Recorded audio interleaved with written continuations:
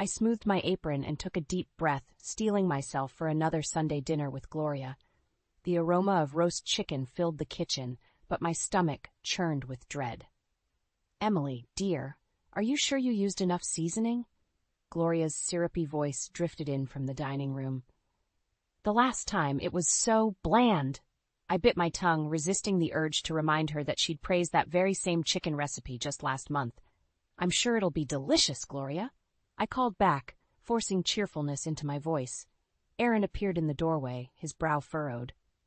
"Need any help, honey?" I shook my head, offering a tight smile. "I've got it under control. Why don't you keep your mother company?" He hesitated, clearly sensing the tension. "You know, Mom means well. She just—" "Aaron!"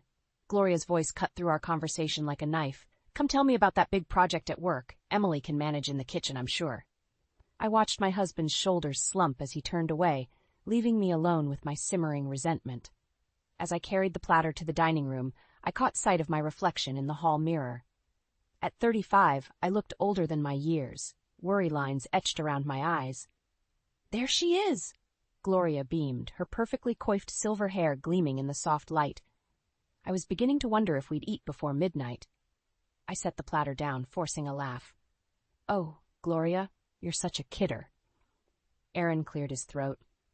"It looks great, Em, doesn't it, Mom?" Gloria peered at the chicken, her nose wrinkling slightly. "Well, it certainly looks interesting. Did you try that new recipe I sent you?" "Actually, because I specifically remember telling you how much Aaron loves lemon and rosemary. Didn't I, darling?" Aaron shifted uncomfortably in his chair. "Mom, Emily's chicken is always delicious. Let's just enjoy the meal, okay?" I sat down, my hands shaking slightly as I reached for the serving spoon. The meal progressed with Gloria peppering Aaron with questions about work, barely acknowledging my presence except to make thinly veiled criticisms about the food or the state of the house. "You know, Emily," Gloria said, dabbing at her mouth with a napkin, "I was talking to my friend Marge the other day. Her daughter-in-law works full-time and still manages to keep a spotless home. I don't know how she does it." I gripped my fork tighter. "Well, It's probably because she doesn't have children yet," Gloria continued, her eyes boring into mine. "Speaking of which, when are you two planning on giving me some grandchildren? I'm not getting any younger, you know." The room fell silent. I looked to Aaron, silently pleading for support, but he stared down at his plate. "We're still discussing it," I managed to say, my voice barely above a whisper. Gloria squeaked. "Well, don't wait too long. Tick-tock, dear." I abruptly stood up, my chair scraping against the hardwood floor. "Excuse me, I need some air." I fled to the back porch, gulping in the cool evening air. Tears pricked at my eyes as I leaned against the railing, wondering how much longer I could endure this weekly torment. The screen door creaked open behind me. "Em?" Aaron's voice was soft, hesitant. I turned to face him, no longer able to hide my distress. "I can't do this anymore, Aaron. Your mother, she's—" I know," he said, running a hand through his hair. "She can be a bit much, but she loves us in her own way." I shook my head, frustration bubbling up inside me. "Love?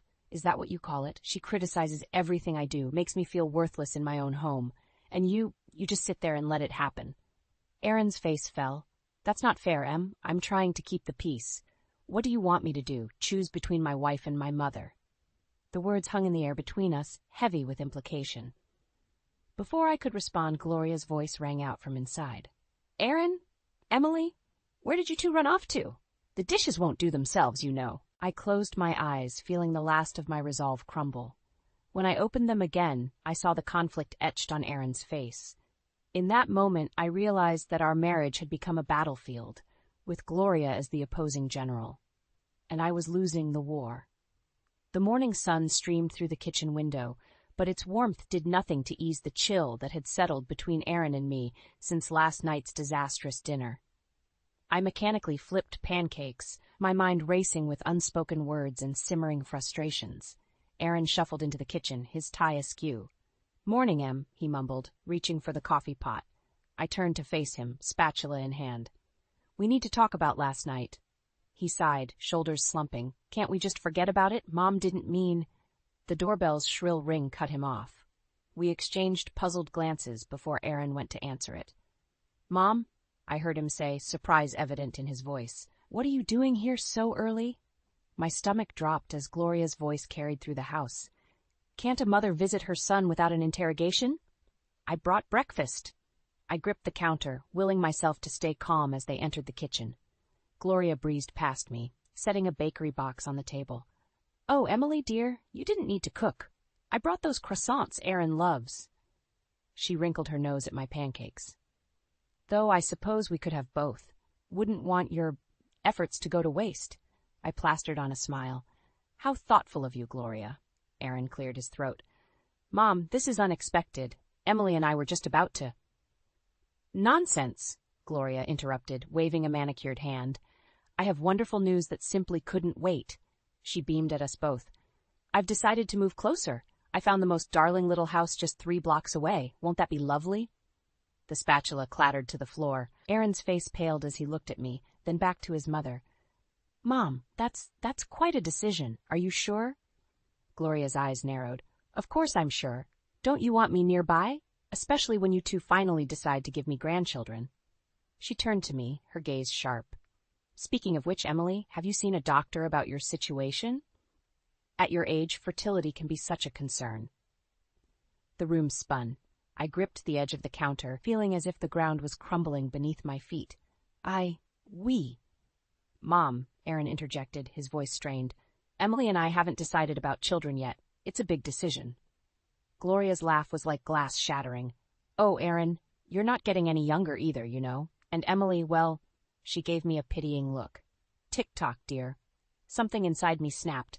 "That's enough!" I shouted, surprising even myself. "I will not be bullied in my own home. Our family planning is none of your business, Gloria." The room fell silent. Aaron stared at me, wide-eyed, while Gloria's face flushed an angry red. "Well, I never," she huffed. "Aaron, are you going to let her speak to me like that?" I turned to my husband, silently pleading for support. He looked between us, conflict etched on his face. "Mom, Emily's right. We need some space to make these decisions on our own." Gloria's eyes filled with tears. "My own son, turning against me, after all I've sacrificed for you." She gathered her purse, heading for the door. "I suppose I'll just go home and die alone, shall I?" As the door slammed behind her, Aaron slumped into a chair. "God, Em, what are we going to do?" I sank down beside him, emotionally drained. "I don't know, Aaron, but something has to change. I can't live like this anymore." He reached for my hand, his touch hesitant. Maybe we should start trying. For a baby, I mean. It might make things easier with Mom." I jerked my hand away, stung. "Is that what you want? To have a child just to appease your mother?" Aaron's face crumpled. "No, I don't know what I want anymore." As I looked at my husband, the man I loved, but who seemed increasingly like a stranger, a cold realization washed over me. Our marriage was hanging by a thread, and Gloria's scissors were poised to snip it. "Aaron," I said softly, my heart breaking, "we need help. Real help. Or I don't think we're going to make it." His silence was deafening, and in that moment, I felt more alone than ever before. The weeks following Gloria's announcement of her impending move blurred together in a haze of tension and unspoken resentment.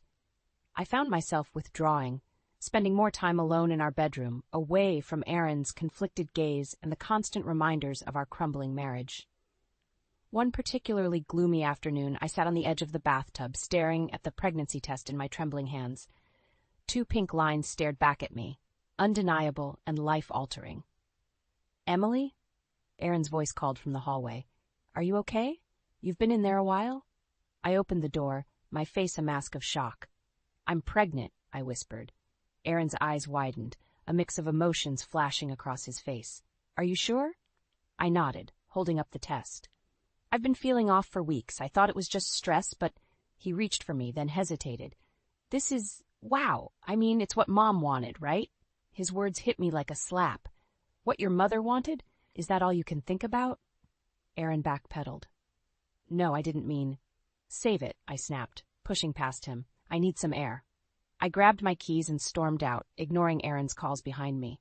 The cool autumn air hit my face as I walked aimlessly through our neighborhood, my mind reeling. A baby. Our baby. The one thing that should have brought us closer was instead highlighting the chasm between us. Lost in thought, I didn't notice the familiar car pulling up beside me until I heard her voice. "Emily?" What on earth are you doing out here alone? I turned to see Gloria, her face a picture of exaggerated concern. Just taking a walk, I muttered. She clucked her tongue. Nonsense. Get in. I'll drive you home. Too exhausted to argue, I slid into the passenger seat. Gloria chatted away, filling me in on her moving plans and the latest neighborhood gossip. I stared out the window, my hand unconsciously resting on my still flat stomach. Emily? Gloria's voice cut through my reverie. Are you even listening to me? I turned to face her, suddenly overwhelmed by the weight of my secret. I'm pregnant, I blurted out. Gloria's car swerved slightly before she regained control. What did you say? I'm pregnant, I repeated, my voice stronger. Aaron and I are having a baby. The car screeched to a halt as Gloria pulled over. She turned to me, her eyes gleaming with a mix of triumph and calculation. Oh, Emily, this is wonderful news. I knew you two would come around eventually. Have you told Aaron yet? Oh, we must start planning immediately. I have so many ideas for the nursery. Of course, I'll need to be there every step of the way to guide you. First-time mothers need all the help they can get, you know. Her words washed over me in a suffocating wave. This moment, which should have been filled with joy and excitement, felt tainted by Gloria's presumptuous planning and barely concealed criticism. Gloria, I interrupted, my voice shaking. I appreciate your enthusiasm, but Aaron and I need to process this ourselves first. We'll make our own decisions about the baby. Her face hardened. Now, Emily, don't be foolish. You clearly need guidance. Why, when I was pregnant with Aaron... Stop, I shouted, surprising us both. This is not about you, Gloria. This is about me, Aaron, and our child, our family. Gloria's eyes narrowed dangerously. Family? I am family, Emily. More so than you, it seems. Aaron will want me involved, you'll see. As if on cue, my phone buzzed with a text from Aaron. Where are you? Mom's here, looking for you. She seems upset. I looked up to see we were parked in front of our house, Aaron standing on the porch with a confused expression. Gloria was already out of the car, striding towards him with purpose. Aaron, darling, she called out. Emily has the most wonderful news. I scrambled out of the car, my heart pounding. Gloria, don't... But it was too late. As I watched Gloria embrace Aaron, whispering in his ear, I saw the future I had imagined for us slipping away.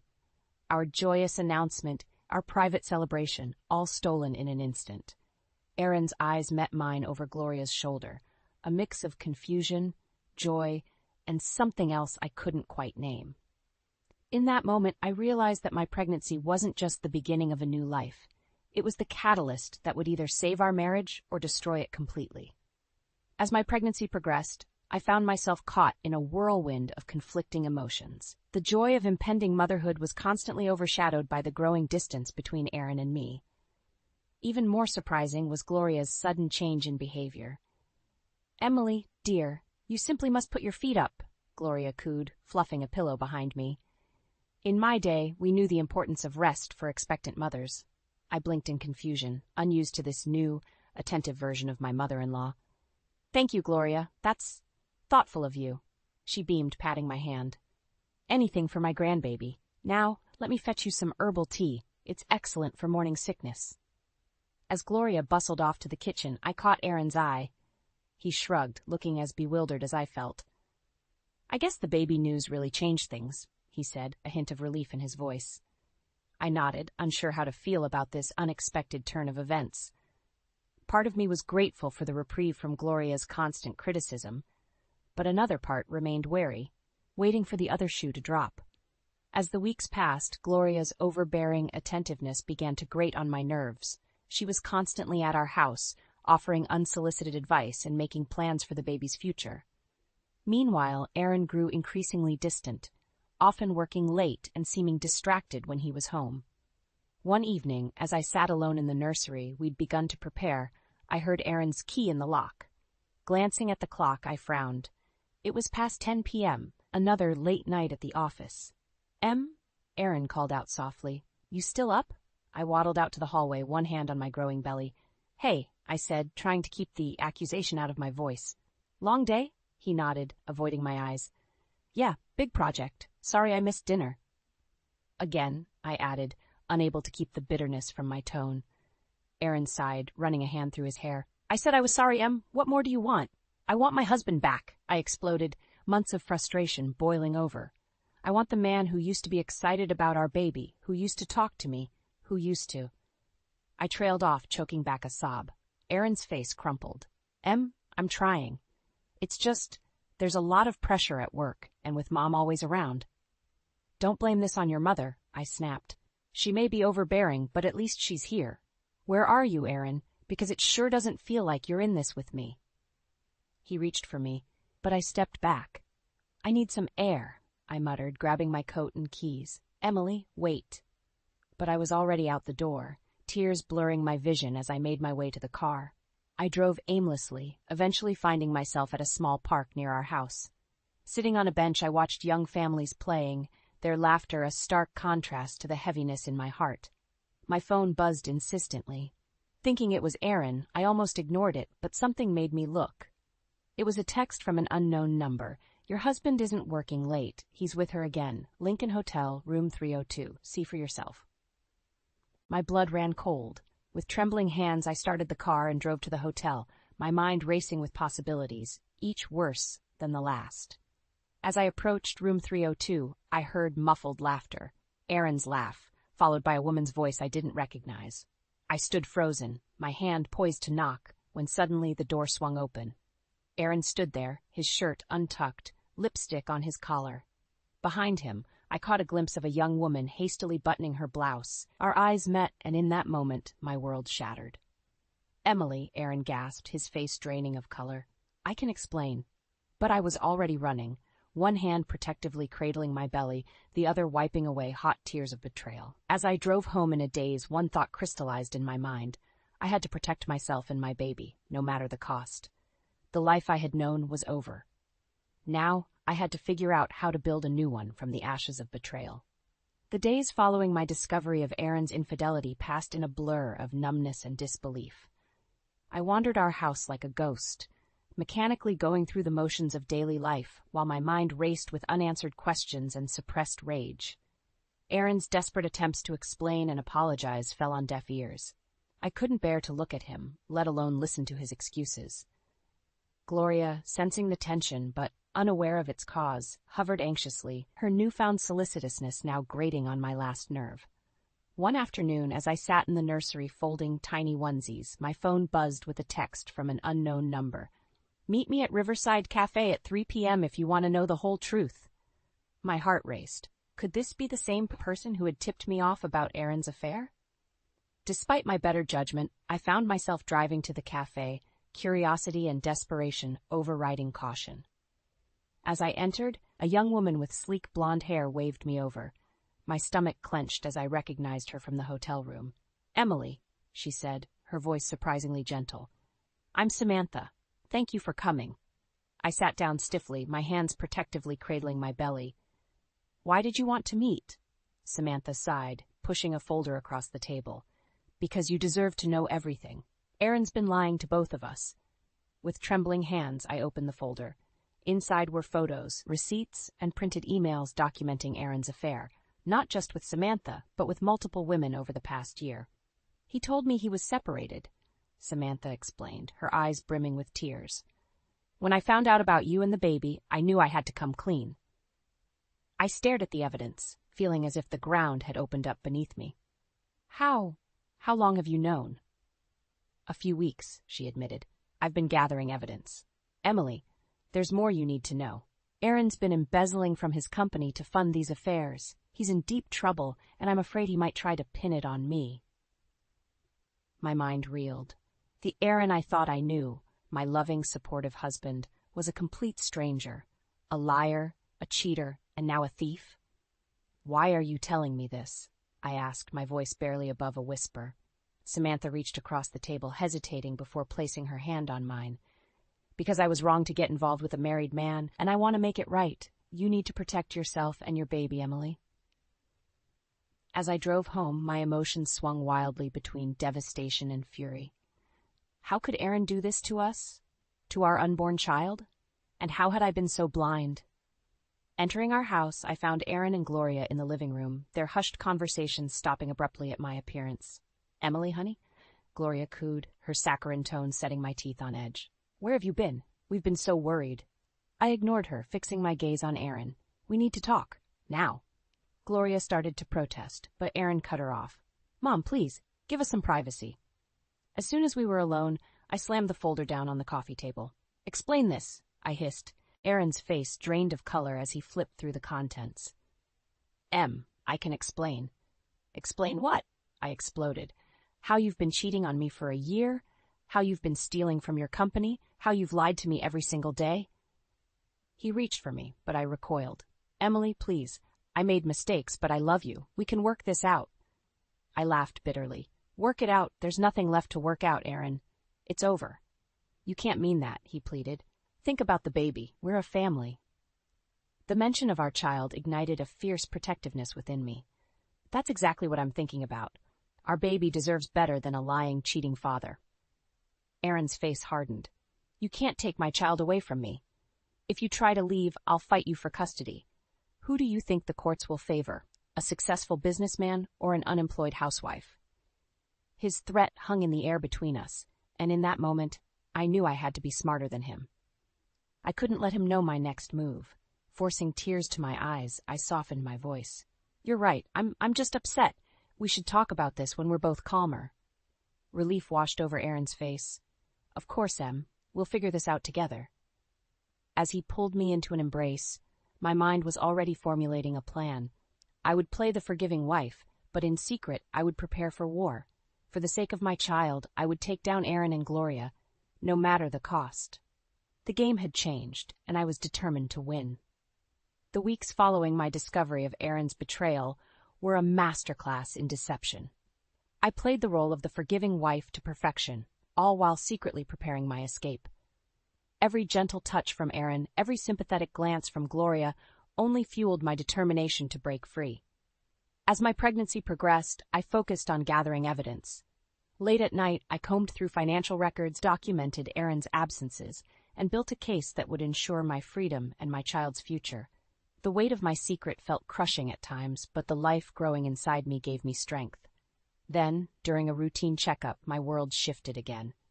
Mrs. Thompson, the ultrasound technician said, her voice filled with excitement, I have wonderful news. You're having twins.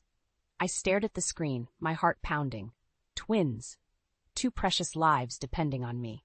As joy and terror warred within me, I realized the stakes had just doubled. Leaving the clinic in a daze, I nearly collided with Gloria, who was waiting in the parking lot. Emily, dear, how was your appointment? She chirped, her eyes gleaming with anticipation. I hesitated, then made a split-second decision. It's twins, I said, watching her reaction carefully. Gloria's face lit up like a Christmas tree. Twins? Oh, this is marvelous. Aaron will be overjoyed. We must start planning immediately. I'll call the country club, book the perfect baby shower venue, and of course, you'll need my help more than ever now. I'll just have to move in to assist with the babies. As Gloria rambled on, making plans for my future, our future, without a second thought to my input, something inside me snapped. The facade I'd carefully maintained for weeks crumbled. No, I said, my voice barely above a whisper. Gloria paused mid-sentence. I'm sorry, what did you say? I said no, I repeated louder this time. You won't be moving in, you won't be planning my baby shower, and you certainly won't be making decisions about my children's future. Gloria's eyes narrowed dangerously. Now, Emily, don't be foolish. You clearly can't handle twins on your own. Aaron and I... Aaron? I laughed bitterly. You mean the man who's been cheating on me for the past year? The one who's been embezzling from his company to fund his affairs? Gloria's face paled. What are you talking about? That's preposterous. I pulled out my phone, showing her the evidence I'd gathered. It's all true, Gloria. Your perfect son isn't so perfect after all. As Gloria sputtered and denied, I felt a strange sense of calm wash over me. I'm leaving him, Gloria. I'm taking my babies and starting a new life, far away from you and Aaron. Gloria's shock quickly turned to rage. You ungrateful little tramp, after everything we've done for you, you'll never get away with this. We'll fight you for custody. You'll have nothing. Her words hit me like a physical blow, but I stood my ground. Try it, I hissed. I have enough evidence to bury Aaron. One word from me and his career, his reputation, everything will be destroyed. As I turned to leave, Gloria grabbed my arm. You can't do this to us. To Aaron. He loves you. I wrenched my arm free. Love, is that what you call lying, cheating, and stealing? No, Gloria, that's not love, and I won't let my children grow up thinking it is. Driving home, my emotions swung wildly between elation and despair. The knowledge that I was carrying twins, two precious lives depending on me, filled me with a fierce, protective love. But the reality of my situation, a failing marriage, a deceitful husband, and a vindictive mother-in-law, threatened to overwhelm me. As I pulled into our driveway, I saw Aaron's car. Taking a deep breath, I steeled myself for the confrontation to come. I had to tell him about the twins, had to gauge his reaction. It would be the final test, the moment that would determine whether there was anything left to salvage or if I needed to accelerate my plans to leave. With trembling hands, I opened the front door, the weight of my future and my children's future heavy on my shoulders. Whatever happened next would change everything. There was no turning back now. The confrontation with Aaron about the twins had been the final straw. His initial joy quickly morphed into panic about finances and how this would affect his freedom. In that moment, I knew there was no future for us.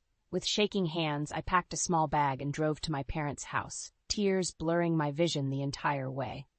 Mom opened the door, her smile fading as she took in my disheveled appearance. "Emily, sweetheart, what's wrong?"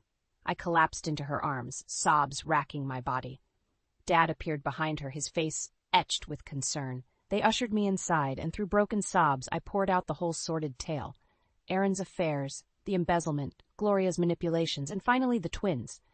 Mom gasped, her hand flying to her mouth. "Oh, Emily, I'm so sorry. We had no idea." Dad's face darkened with anger. "That son of a... I'll kill him." I shook my head vehemently. "No, Dad, I need to handle this myself, for the babies." They exchanged a worried glance before Mom asked, "What are you going to do?" Taking a deep breath, I steeled myself. "I'm going to divorce him, after the twins are born." The words hung heavy in the air. My parents, shocked into silence, simply held me as I cried. The next few weeks were a whirlwind of activity. My parents rallied around me, helping me contact lawyers and make plans for the future. Aaron called incessantly, alternating between tearful apologies and angry threats. I let them all go to voicemail, focusing instead on my health and the babies growing inside me. As my due date approached, the stress began to take its toll. My blood pressure spiked and the doctor ordered bed rest. Confined to my childhood bedroom, I felt like a prisoner in my own body, my mind racing with worries about the future. One afternoon, as I lay trying to nap, I heard raised voices downstairs. Curious, I crept to the top of the stairs, my heart pounding as I recognized the voices. "How dare you show up here?" Dad's voice boomed. "After what you've done to our daughter." "Please, Mr. Johnson," Aaron pleaded. "I just want to talk to Emily, to make things right." "There's nothing to make right," Mom interjected, her usually gentle voice hard as steel. "You've done enough damage. Leave before we call the police." "You can't keep me from my children," Aaron shouted. "I have rights."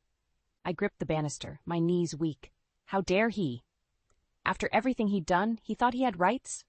Suddenly, a sharp pain ripped through my abdomen. I gasped, doubling over. Another pain followed, more intense than the first. "Mom," I called out, my voice strained. "Dad." The arguing voices below fell silent. Then a flurry of footsteps on the stairs. "Emily?" Mom's worried face appeared. "Oh, God, are you in labor?" I nodded, unable to speak through the pain. Dad appeared behind her side, his face pale. "I'm calling an ambulance," he said, pulling out his phone. "No." Aaron's voice came from behind them. "I'll drive. It'll be faster." For a moment we all froze, the tension palpable. Then another contraction hit, and I cried out in pain. "Fine," Dad growled, "but I'm coming with you." The drive to the hospital was a blur of pain and fear. Aaron kept glancing at me in the rearview mirror, his face a mask of worry and guilt. Dad sat beside me in the back seat, holding my hand and murmuring words of encouragement. As we pulled up to the emergency entrance, a terrifying thought struck me. What if Aaron tried to take the babies? What if he and Gloria conspired to keep them from me?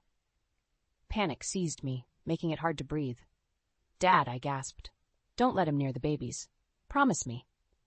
Dad's eyes met mine, understanding dawning in them. He nodded solemnly. "I promise, sweetheart. He won't get near them." As the nurses wheeled me into the delivery room, I caught one last glimpse of Aaron's face, a mixture of longing, regret, and something that looked almost like determination.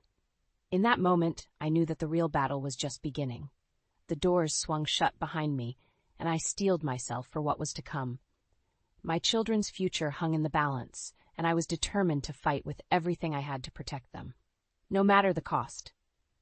3 months after the twins' birth, I stood at the front door of what was once my home, my heart pounding.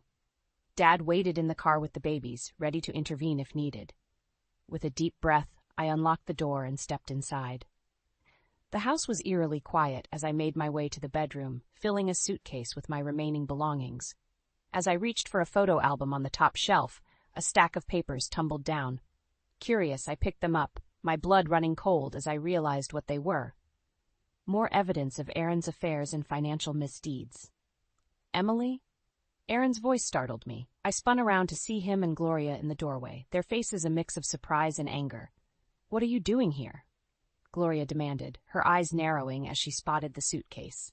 I straightened my spine, clutching the papers. "I'm getting my things. I'm leaving, Aaron, for good this time."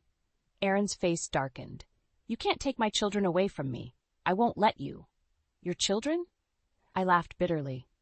"The ones you've barely seen since they were born? The ones you were ready to abandon when you found out I was having twins?" Gloria gasped, turning to Aaron. "What is she talking about?" I held up the papers. "Why don't you ask your perfect son about his affairs, or about the money he's been embezzling from his company?" Aaron lunged forward, trying to snatch the papers, but I was quicker. "Emily, you don't understand. I can explain." "Explain what?" I shouted. Years of pent-up frustration pouring out. How you lied to me, cheated on me, made me feel worthless in my own home. Gloria's face contorted with rage. "You ungrateful little—" "No," I cut her off. "I'm done being silent, done being the perfect, obedient wife. I'm taking my children and starting a new life, away from your manipulation and Aaron's lies." Aaron's demeanor suddenly changed, his voice turning cold. "If you walk out that door, I'll destroy you. I'll take the twins, ruin your reputation. You'll have nothing." For a moment, fear gripped me. Then I remembered the strength I'd found in myself, the love I had for my children. I stood taller, meeting his gaze. "Try it," I said, my voice steady. "I have enough evidence to bury you, Aaron. One word from me, and your career, your reputation, everything you care about, will be gone." Gloria stepped forward, her voice sickly sweet. "Now, Emily, let's not be hasty. We're family. We can work this out." I turned to her, years of resentment bubbling to the surface. "Family? Is that what you call this? You've done nothing but undermine and belittle me from the day I married your son. Well, it ends now." I grabbed my suitcase, pushing past them towards the door. Aaron grabbed my arm, his grip painfully tight. "You can't do this to me," he hissed. In that moment, something inside me snapped. I wrenched my arm free and slapped him hard across the face. The sound echoed through the room, leaving a stunned silence in its wake. "Watch me," I said, my voice low and dangerous. As I walked out the front door, I heard Gloria wailing and Aaron calling my name. But I didn't look back. Dad was waiting, a proud smile on his face as he helped me into the car. Looking at my sleeping twins in the back seat, a wave of peace washed over me. The road ahead wouldn't be easy, but for the first time in years I felt truly free. "Ready to go home?" Dad asked gently. I nodded, a small smile playing on my lips. "More than ready." As we drove away, I caught a final glimpse of Aaron and Gloria in the rearview mirror, standing shell-shocked on the front porch. The sight that once would have filled me with dread now only strengthened my resolve. I had survived their manipulation, their lies, and their attempts to break me. I had emerged stronger, wiser, and more determined than ever to create a beautiful life for myself and my children. The future was uncertain, but one thing was clear. I was no longer a victim. I was a survivor, a fighter, and a mother who would move mountains for her children. As we turned the corner, leaving my old life behind, I felt a surge of excitement for what lay ahead.